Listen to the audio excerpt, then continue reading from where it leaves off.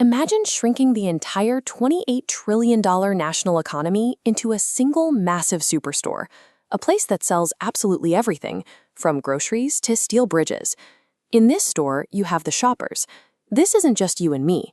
It's businesses buying machinery and the government paying for new roads. They're all walking the aisles with cash in hand. When we add up the total amount all those shoppers are planning to spend, we call it aggregate demand. But the products on the shelves don't appear by magic. In the back of the store, you have the stockers, the farmers, factory workers, and service providers working to keep the aisles full. The total amount of goods and services this team produces is what economists call aggregate supply. The health of the global economy is dictated by the continuous tug-of-war between these two groups, the people buying things and the people making them. Ideally, the store runs smoothly. The shoppers are pulling items off the shelves. At the same speed, the stockers are unloading new boxes from the delivery trucks. In this state, prices remain stable, and there's enough work to keep everyone on the payroll. This chart shows the ideal balance, a state called equilibrium. The shopping cart of demand and the factory of supply are perfectly level.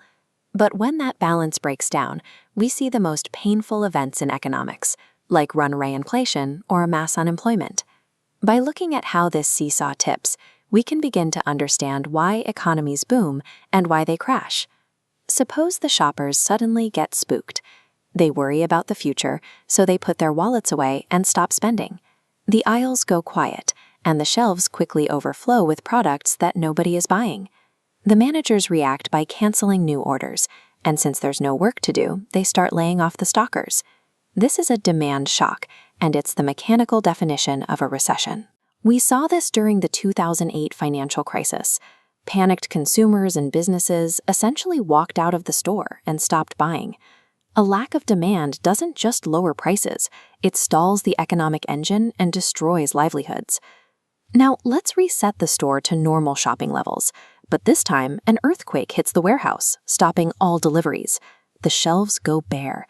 Because the shoppers still have cash, but there's nothing to buy, they start bidding against each other, driving prices higher and higher. This is a supply shock. It causes prices to rise, even though nobody is actually getting any wealthier. You can see the reality of a supply shock in this 1973 photo. Because oil deliveries were cut off, gas was so scarce that stations had to limit customers to just $3 worth at a time. When supply collapses, we get a devastating combination called stagflation. Everything gets more expensive, but the economy isn't growing to help people pay for it. Encouragingly, this raises a common question.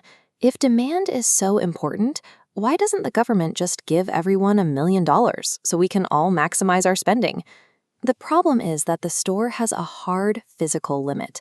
Factories can only run 24 hours a day, and there are only so many workers available to hire. This chart shows the absolute ceiling. The crossing lines are short-term supply and demand. The vertical line is maximum capacity. Pushing demand past this wall just slams into the ceiling, forcing prices straight up while output stays completely stuck. Real long-term wealth only comes from increasing the capacity of the store through better technology or more workers, not just by handing out more cash. We lived through this collision in 2021 and 2022, when everyday items like groceries and furniture suddenly became scarce and expensive. On one hand, government stimulus checks flooded shoppers' wallets, causing aggregate demand to surge. At the same time, pandemic lockdowns and shipping crises crushed aggregate supply. Goods were stuck on ships like these, unable to reach the store. We had a record number of shoppers fighting over an artificially empty store.